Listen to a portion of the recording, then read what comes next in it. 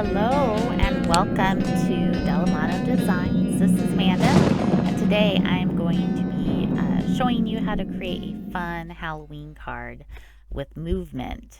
And it glows in the dark, which is pretty cool. See, when you pull that tab on the top, the little spider comes down the web. So this one was really fun to make. I had the idea in my head that I wanted to have the spider drop down, and I had to kind of make the device myself, but it worked out and I'm really happy with how it turned out, and I love the glow in the dark too. Super cute. Alright, so I'm going to start with a piece of Bristol smooth cardstock, and this measures 4 1/4 by 5 1/2, and I like to use the Bristol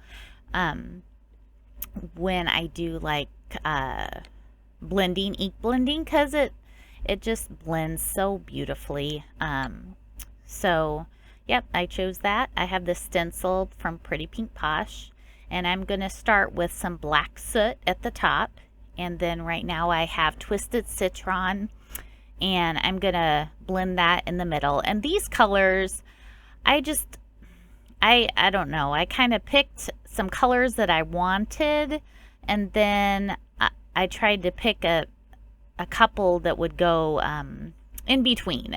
I wasn't sure how they were going to go, how they were going to turn out, but they ended up turning out really well. I'm really happy with the finished project. So I'm going to blend a little bit of Lucky Clover in between this Twisted Citron and the black soot.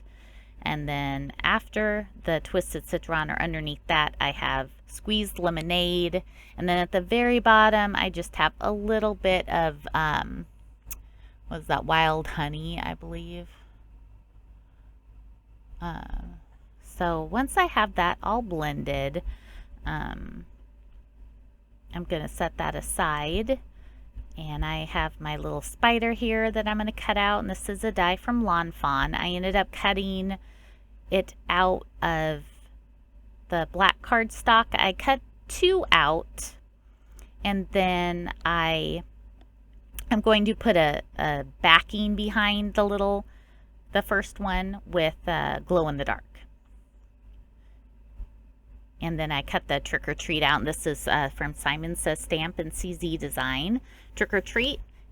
And I'm getting my glow in the dark pieces ready. So I have my Versamark ink and a piece of paper, and this I think is just 80-pound Nina Solar White cardstock. I smushed my Versamark pad all over it, and I dumped my glow in the dark embossing powder. Get that nice and covered, and heat it with the heat gun. And then I went over it twice just to make sure I had nice good coverage of that glow in the dark powder. And I did that with this sentiment too, and with that piece to the right, the first piece that I did. After I heat set it, I went ahead and went over it a second time, because I noticed when I turned the light off the first time, you could see the glow, but it wasn't as prominent as it was when I did that second pass with that embossing powder. And see here, I'm actually taking the sentiment and squishing it onto the ink pad. And you'll notice my Versamark ink pad is kind of dirty, but it doesn't come off onto my paper. So, and it still works. Now here I have my Versamark pen, and I am just outlining the spider web, the lines, because I want those to glow. And once I heat set it, those lines will illuminate. So that Versamark pen, I've had it for so long, and oh, here's a good shot of the Trick or Treat glowing, and you can actually see the jar of embossing powder is glowing also. But the Versamark pen is so cool for adding details here and there. So I had to make my own little channel for this slider portion. And what I did is I took that Trick or Treat and I marked where it started and stopped on my cardstock, because I want to hide it underneath. And I kind of drew pencil marks, and then I'm going to take my little penknife and see on the left side, I just cut about 1/4 of an inch little slits in the paper. And this is a clear piece of, it's actually a pocket that I cut up, and I just saved the little pieces, and I cut that down to 1/4 of an inch, and it's a, I don't know how long it was. I ended up trimming quite a bit of it off, but I looped that around and then adhered it with some score tape. This is my little pull tab here that I cut. It's about 1 inch long, or I'm sorry, 1 inch wide, and it ended up being about 3 inches long. And I'm just going to do some black soot distress ink blending on this, just so that it'll kind of be covered. Won't show up as well as if I had just left it white. I kind of want it to blend in there. So what I'm going to do is I took this little top from another die set to make my little notch at the top for my little slider portion, so that way you could grab it. Now on the back side here, I adhered my little pull tab down, and I kind of had to just trial and error to make sure that the adhesive on that little strip, the clear strip, you want to attach it at the bottom, at the back, so that when you pull it up, the adhesive will go up and stop at the top. So you always want to start with on the back side of your, if you're making a slider like this, put that adhesive down towards the bottom of the card and then adhere that, so that way when you pull it up, it has somewhere to go. And I ended up just putting some tape down because I didn't want it to move while I did my spider part. I'm gluing my glow-in-the-dark trick-or-treat onto the shadow that comes with the die. So it comes with the words and then the shadow. So like I said, I cut out a little piece of glow-in-the-dark from that big piece of paper that I put all that embossing powder on. I cut that strip out of it, which will be the spider web, and then I cut a little round backing on the spider so that his mouth and eyes would glow as well. And then I just sandwiched that in with that other black spider that I cut.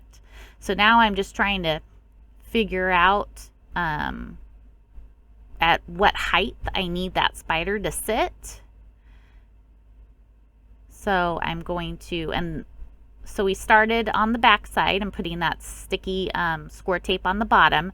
On the front side, that score tape is going to go at the top of the clear adhesive. So that way the spider can go down. So you got to kind of do opposite. Whatever you're going to do on one side, you need to do the opposite on the other side so that you have that movement. If you do it on both sides, they won't go in opposite directions. You have to have them opposite directions. So here I put some foam tape on because I want to make sure that that mechanism that I made has enough clearance and that spider can move. So that sentiment has to pop up on the back, and that way there's some room underneath it for that spider to slide. So I'll stick that down with some of that foam tape. To finish it off, I heat embossed a little arrow on the top of the card, and then I put some glossy accents on the spider. I also had to put some foam tape on the back side of the card, and I apologize, my tape must have run out, but and here you can see that glow in the dark again. I had to do the same thing on the back of the card with the foam, so that way that slider would be clear from and be able to move. So I love that, how it glows. So fun. It was so fun to make, and it's so easy to, you know, make little sliders like this. Just, you know, with using what you have. So If you like this card, please, like and subscribe. I really appreciate it. Thanks so much for stopping by, and I'll see you next time.